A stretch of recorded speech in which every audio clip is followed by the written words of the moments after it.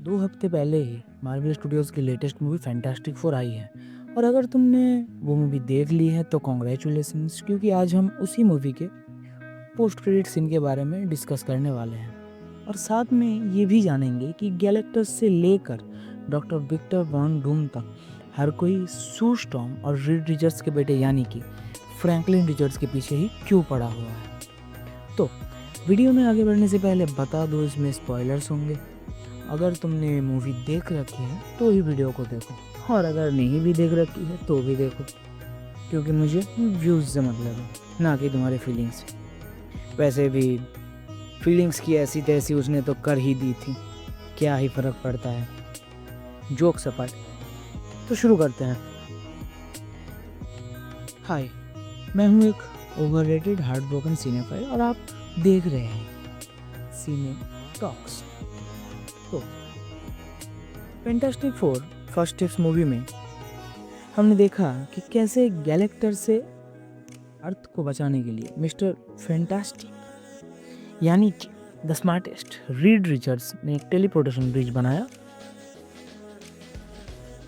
पर silver surfer ने आके उस प्लान को चौपट कर दिया। पर फिर भी रीड के दिमाग में एक और आइडिया आता है कि अपने बेटे को यानी कि फ्रैंकलिन रिचर्ड्स को चारा बना के, जी हाँ आपने सही सुना, अपने बेटे फ्रैंकलिन रिचर्ड्स को चारा बना के गैलेक्टस को फंसाएगा और फिर एक आखिरी बचे हुए टेलीपोर्टेशन ब्रिज से गैलेक्टस को दूर कहीं टेलीपोर्ट कर देगा। मतलब लिटरली अपने बेटे को चारा बनाएगा, वो भी गैलेक्टस के सामने।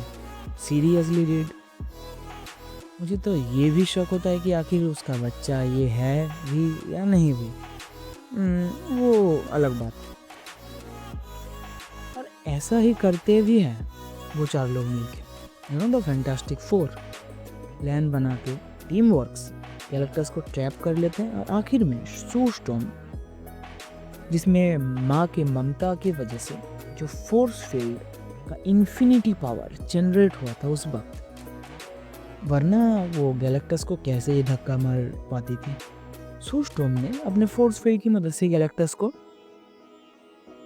टेलीपोर्टेशन होल में धक्का दे के गिरा दिया और जॉनी खुद को कुर्बान करने ही वाला होता है अपने भांजे यानी कि फ्रैंकलिन रिचर्ड्स के लिए, लेकिन फिर लास्ट मोमेंट पे सिल्वर सर्फर खुद को कुर्बान कर देती है जॉनी का वो इमोशनल ट्रैप में फंस के, और वो दोनों ही दूर कहीं टेलीपोर्ट हो जाते हैं। फिर लास्ट में हमें 4 साल बाद का एक सीन दिखाया जाता है, मिड क्रेडिट सीन भी हम बोल सकते हैं।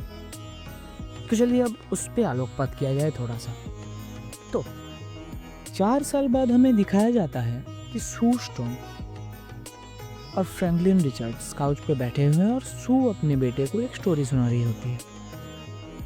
कुछ देर के लिए जब सू स्टॉर्म अंदर जाती है फ्रैंकलिन रिचर्ड्स के एक और पसंदीदा बुक ले आने के लिए, तो आके देखती है कि डॉक्टर डूम वहाँ पे पहले से ही मौजूद है और फ्रैंकलिन को अपना मास्क उतार के दिखा रहे होते हैं और फ्रैंकलिन उसको फेस को टच करके गुलू गुलू कर रहा होता है, मतलब टच कर रहा होता है। अब यहाँ पे सवाल ये बन के आता है कि साला डॉक्टर डूम यहाँ पे करने क्या आया है और क्या ये आरडीजे वाला डूम ही है? तो आंसर है यस, ये हमारे परम प्रिय पूजनीय रॉबर्ट डाउनी जूनियर वाला डूम ही है और यहाँ पे ये फ्रैंकलिन को किडनैप करने आया है, पर सिर्फ फ्रैंकलिन को ही नहीं, साथ में सू को भी। वेल, आपने अगर फैंटास्टिक फोर मूवी का फ्रेंचाइज देखा हुआ है तो आपको पता ही होगा कि डूम का तो नीयत भी अच्छा नहीं था सू स्टॉर्म को लेके पहले से ही, और बिना माँ के बच्चा तो वैसे भी रोएगा।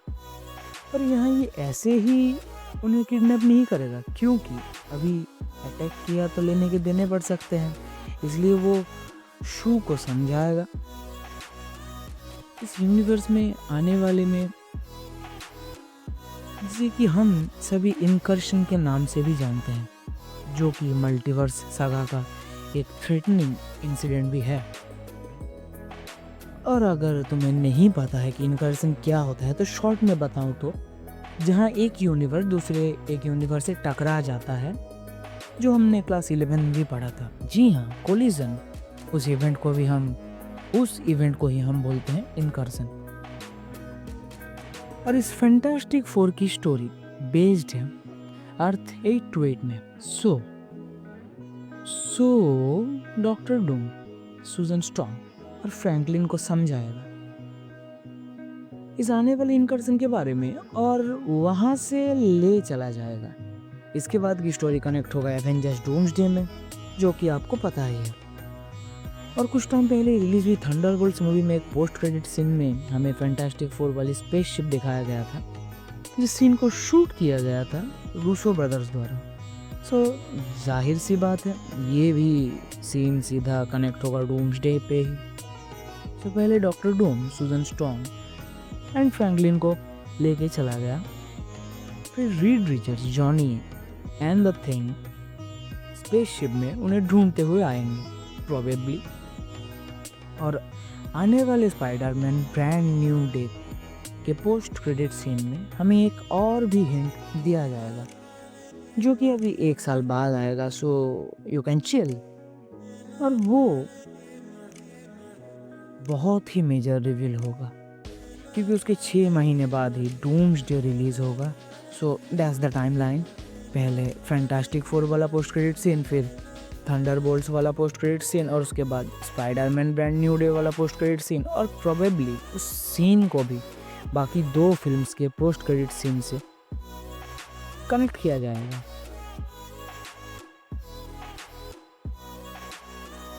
एंड प्रोबेबली वो जो सीन होगा उसे भी बाकी 2 फिल्म्स के पोस्ट क्रेडिट सीन की तरह ही रूसो ब्रदर्स ही डायरेक्ट करेंगे। तो तब तक के लिए बाय बाय। तुम जाकर फैंटास्टिक फोर देखो, मैं अपनी एक्स के चैट पे सब्जी की लिस्ट बनाता हूँ। Well, priorities matters.